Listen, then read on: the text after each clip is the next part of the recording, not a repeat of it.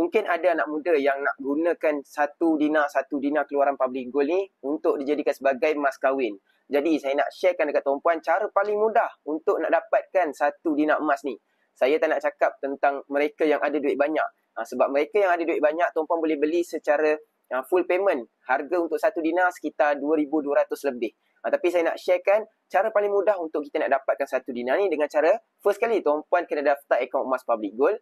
Yang kedua, tuan-puan boleh menabung emas sedikit demi sedikit. 1 gram 1 bulan ataupun serendah RM100. Kalau ada bajet 200 pun boleh, 300 pun boleh. Gram emas yang kita beli tu dia akan terkumpul dalam akaun emas public gold.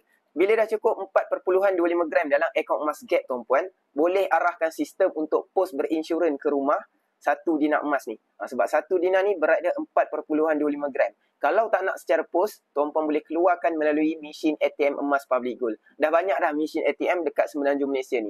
Jadi yang mana belum ada akaun emas public gold, tuan-puan boleh rujuk pin video kat profil saya. Saya dah ajar step by step cara nak daftar akaun emas public gold secara percuma sahaja.